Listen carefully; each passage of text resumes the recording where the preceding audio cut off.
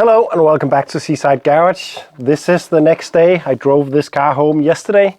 I just drove it into the garage and the odometer just switched to 82,000 kilometers dead on. That is pretty nice. But I'm gonna take the big tour of this car today and figure out if I bought a piece of junk or something that could actually be saved. The mechanical bit seems to work quite nicely. The hydraulics are working. I do have a little bit of a leak. Of course, I was stupid enough to try to put it in high when I arrived home and then back to normal driving position, which caused quite a massive leak. So I think there is a problem with one of the leak back tubes. But let's take a tour of this car, and we're going to start with the exterior of the car, then the interior, then the engine, and then the underneath. So the first thing is quite easy to notice: the color. This color is amazing. I think it's called Blue Olympic or something like that, but I really like it. And the bumpers are blue as well. They are inside the car. Very faded and damaged bumpers, unfortunately, but they are there and they are blue from factory. Not painted, it's completely colored through. It's a really nice trim level this car got. I really like that. And generally speaking, it seems to be in nice condition bodywork wise. The BX is not known to rust visually that much, and this is the same. There's nothing really to see out here other than a little bit down here at the sills, but it's honestly not looking too bad. Klaus took apart the car when he had it, removed the lights and the bumpers and so on, and also the inner wheel liners and so on has been removed to inspect it a little bit better. But the sills got surface corrosion, but they look very, very straight and in nice condition. So that's good to see. There's a small issue with the plastic for this. Needs to be it just needs to be fitted right. A rust protection sticker from 2005. Then up here there is a bit of a rust spot right there, but it's actually a dent. The backside in here is completely perfect. There's nothing. Can't feel any corrosion. And as mentioned, Klaus removed the inner liners, so it's possible to also see in here. And it is honestly looking pretty nice in there. It will be easier to see once it's on the lift. But at first glance, I am not too scared. Scratch that, there is a bit right there. But it's not too bad. The front end looks pretty nice. There's a small dent on the bonnet. Right there, a scrape. It's a, I can't remember if it's fiberglass or ABS plast actually, but the bonnet is not metal, it is some kind of plastic composite thingy. But so it's not rusty, of course. On the other side though, I have a problem. Unfortunately, this has had a bit of a fender bender, I think is the correct name for that. This is very, very folded. Not rusty, but very folded. The rest of it is also in good condition, but a bit scraped. But no rust either in it. But I think this will be close to impossible to fix and make look nice at least. It could be fun to try to pull it out, but I don't think it will be a success. These are bolted on, so I think the best thing would be to find another front wing, also to get rid of that dent, and then paint it and hopefully get a decent color match. These are the tires that I was talking about. The crack right there, I really didn't like that. But they made it home. The rest of them are all right, but that one is a bit oof.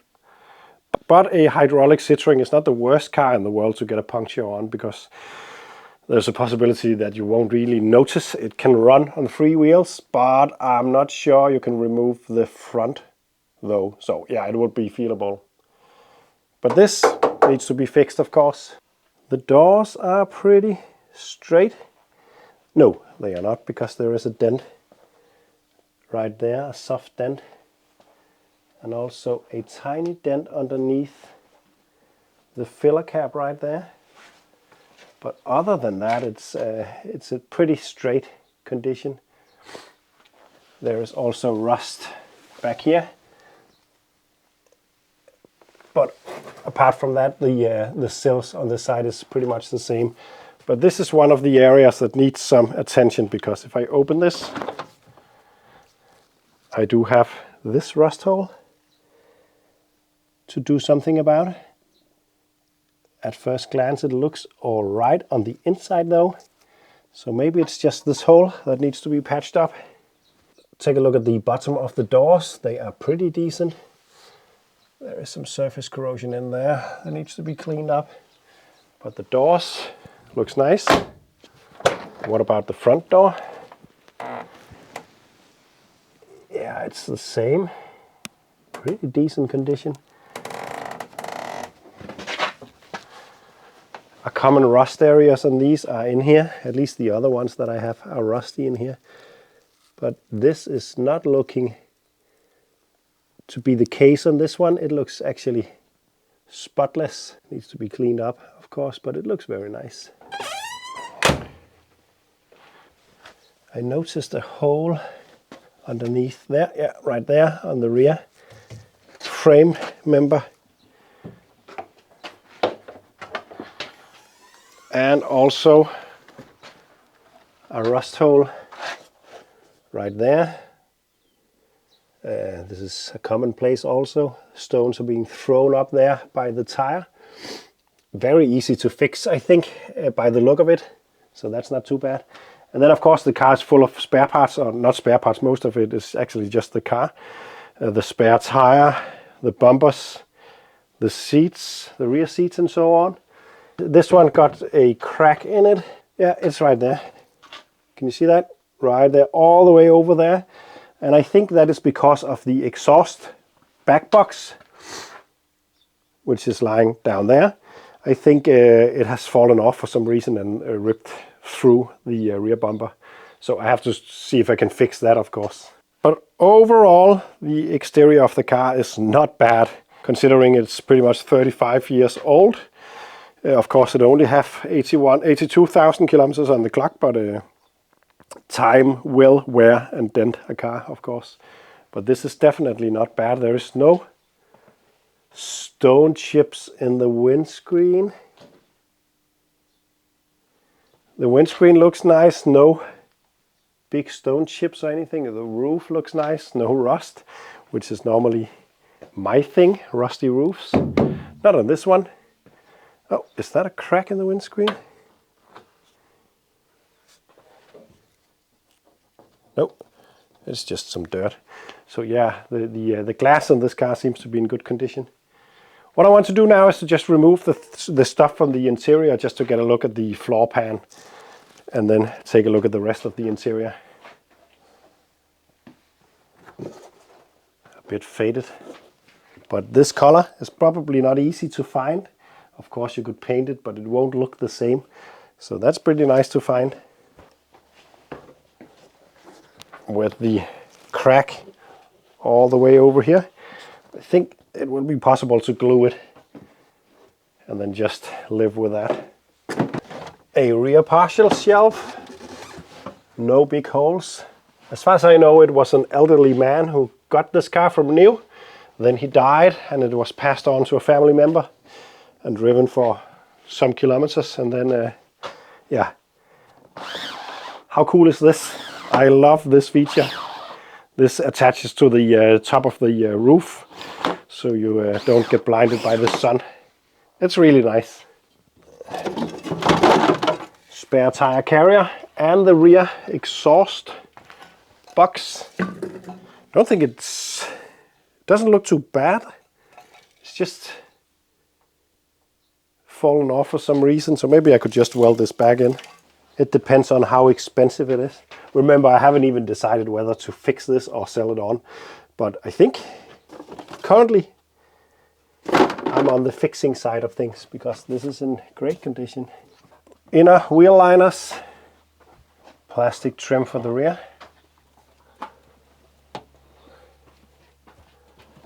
The rear seat. Oh, what a shame. A mice has been eating in this. Has been added right here. Oh, that's a shame. Other than that, it's looking pretty decent, so a small patch could fix that, but that's a shame. The bottom part of it looks decent. So this is it, the floor pan. I do not see any rust issues at first glance. There's a bit of water right there, but it was standing outside for the last few weeks at least. And there is no seal on the boot. It's in the stash. So water would get in here. So I think that's from that. Oh, there is actually a rust repair there that has been fixed at one point and it needs to be fixed again. So yeah, a bit of welding is needed. The other side, same position, looks better. Overall, I think it looks quite nice in here. Let's go to the front. And then it's time to take a look at the interior. Not too much wear. These seats are known to just fall apart and they are loose. But this is the only actual wear I can see. This is just the fabric being loose, which is annoying, but very, very BX-like. Also, there is no rust to see in here either. Maybe a bit of bubbling. No, I'm not even sure there is bubbling down there. It looks really nice. This is the Okra number, by the way. If anyone are interested in that, 49.50. So let's get inside of here. As mentioned, 82,000 kilometers straight on while parking the car. Pretty nice. A very, very basic edition of a BX. There's the heater control, same as 205 by the way. A ashtray, doesn't seem to have been used. A coin tray, does not seem to have been used either. Such a weird thing. It's a bit loose though. I don't know if... Yeah. And then down here is the cover plate for the radio. It's a cassette player, Grundy. I don't know if that was originally fitted. Then up here is a cigarette lighter. There is washer for the rear windscreen and hazard light, heated rear window, fog light, a horn, windscreen wiper. I love the windscreen wiper on a BX. It's just one single one in the middle.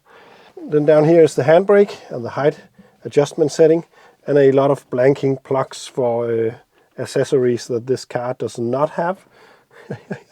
I don't think any special boxes were ticked on this car other than probably the color. Could be a special thing. The glove box is up here. Nothing in there though. I don't really like the steering wheel in the later BX. I like the instruments actually. I know the old bathtub kind of instruments are very popular, but personally I think they fit better in a GSA or GS. The BX is a bit too modern to have all that jazz, I think. This is more my kind of instruments on a BX at least. And then there is paperwork, and there is a lot of it. 91 is the year, and then there's just bills and stuff. That paper I'm not going to show, but it's personal papers. But the owner of this car died, and then a family member inherited the car and then owned it for a bit. But all of this are, what's this? Basic service at 69,000 kilometers. Then there's the MOT report. 2015, that's probably the last one. So in 2011 it had a lot of new hydraulic pipes fitted, fuel lines, a bit of rust repair, probably what I saw right there. This is a pretty expensive build, just about 2,000 euros. A lot of hydraulic pipes that has been changed in 11. So hopefully they are still good, I hope. Then that's just the payment bill of it. 2012 it got a basic service. And new tires, they are not good anymore. This is back in 2005, the previous owner. The front subframe was repaired. Wonder what that is. 2002, so it goes back in time. It was the rear exhaust that now has fallen off. Spent quite a lot of money on this car. 2003, new battery. 2006, cam belt, height corrector rear. Wow, there's been changed a lot on this car considering how little it has been driven, but it's probably age related, most of it. 2007, front brake discs. Oh yeah, a lot of brake stuff. It's one of the expensive one also, 10,000 kroner. Pressure hose for the rear, hydraulic repair. The glass in the rear hatch has been changed. Some fault finding. Return line from the suspension. I think that's the place that it's now leaking again. Very often it's repairs that is the problem. A lot of stuffed battery, but a lot of paperwork on this car. Let's go and take a look at that engine. There we go, 1.4 TU engine, cam belt change, 2006. So this cam belt is very old, unless this reads something else. This reads 98. This reads 2006. So it's not the original one. That's good, but it is a 20-year-old cam belt there is in there. So it's probably wise to change that very, very soon. But the engine seems to run really nice. It's the TU engine, 1.4 monopoint injection. 72 or 75 horsepower. I am not really sure what's the correct number. I don't think it matters much because they are known to not actually make the power that they are rated for. They are known to make more. So yeah, but everything seems quite nice. No massive leaks. It's not too greased up. There's a lot of room for activities with this engine in there. The suspension balls looks actually quite nice. I was planning on changing those if I actually restore this, just to get the right handling exactly as it is supposed to. But they look decent. It's just the gas can escape over time, so yeah. But all of this looks decent, and it looks to be an easy project, I think. But the most important bit is underneath a car like this. So I'm gonna raise it up in the air and see how bad, or hopefully how good it is underneath. So I just lifted up the suspension to get the lifting rubbers underneath it, and that revealed the leak again. So I hope I will be able to see where that leak comes from and hopefully fix it so it doesn't just bleed out a lot of green stuff every time I start it up.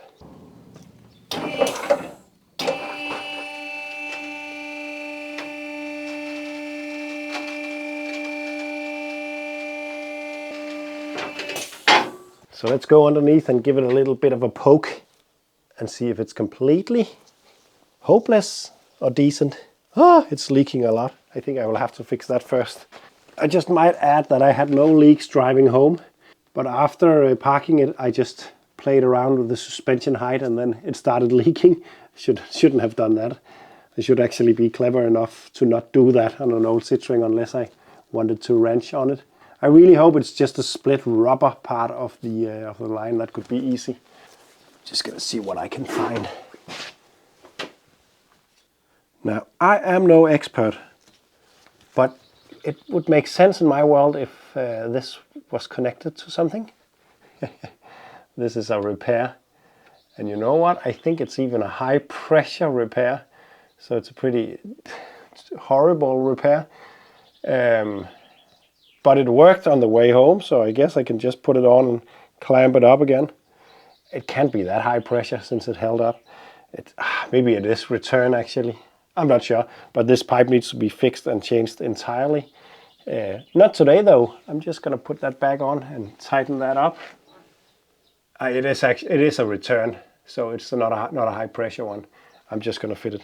That makes sense also because it seemed to drain when it dropped. But I'm just gonna fit this back on and tighten it up really good.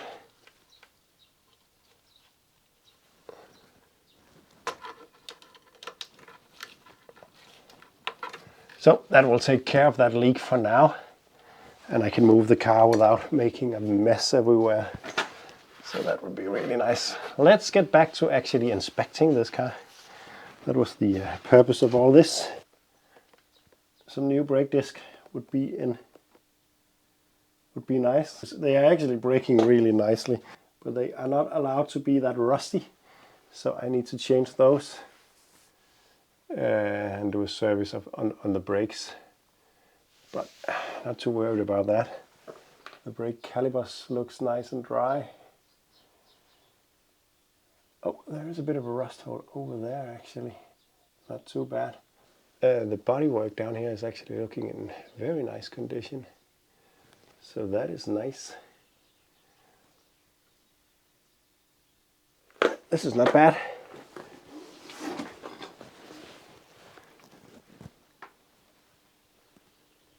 Bit of corrosion in there that needs to be dressed up. Looking pretty nice in here. I know they tend to go a bit back here, so I need to take a good look there. There is unfortunately a hole back there that is a bit difficult to fix. As far as I remember, I think it's best to do from the outside. So there's a bit of work there, at least. Hopefully not on both sides. Yeah, it looks better over here. Could probably clean up decent enough. The hydraulic stuff is nice and dry back here. Subframe mount seems to hold up. It could probably be a good thing to change. I don't know if they are as bad as on the 4x4, but it's nice when the subframe is actually attached to the car. As mentioned, I have a scraping sound back here.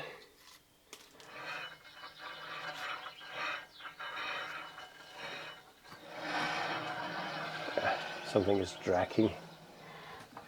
It's probably again just a service of the braking system, and cleanup of rust and so on will fix that. I do believe the inner wheel, I think it looks quite decent back here and straight and solid. That's been done. A bit of cleaning has been done back here. And then there is the rust up there that I saw from the inside that needs to be fixed, of course. It's not too bad. I think the worst I've seen down here is this in there, which can be a little bit difficult to get at. I know it's possible. I've seen it done, but it's a bit fiddly. This is in very decent condition. Then of course it's missing the back box of the exhaust for some weird reason, because it's not that rusty. This is an easy project to fix, that's for sure. At least to get it to a acceptable daily driver condition. The worst part of the rust out here, I actually forgot to show you, is this. This is a known rust spot on them. As you can see, this is rusted, but it's just a single layer that goes underneath this and is spot welded to this one. I think it's pretty easy to fix, but finding that rust in there means that I would probably open it up a bit more to fix it right, and then weld it back on a bit when everything is done. So all in all, in pretty nice condition, especially mechanically. It's very nice. It needs a new set of brake disc and pads, or at least resurfacing the discs, because the discs are got plenty of meat and bite. They are just too rusty to pass the MOT. But cleaning them up would make them go through, but it's probably cheaper just to buy some new ones. Then a couple of hydraulic lines needs to be addressed, but nothing is actually leaking anymore, I hope. We'll check that in the end. Rust-wise, it's very good up front. There's a bit in there. In the rear, there's a couple of spots. One at the subframe mount area that is a bit complicated. The rest of them are very simple fixes, I think. So this could be a pretty easy and quick project, I think. I'm gonna put it in my storage and then think about it, because I have a lot of other cars that I would like to work on. The airbath behind me needs some attention. But maybe I will fix it. Maybe I will pass it on to someone who wants to fix it. All I know is that it's way too good to scrap. This could be a great daily classic driver for someone for many years to come. The engine got at least 150,000 kilometers in it before it will start to be a bit tired, but not even that. It's a very this could go on for many years. I'm gonna lower it down, start it up, raise it up, and lower it down again, and hopefully the leak will be sorted, and then I will put it in my storage and think about it.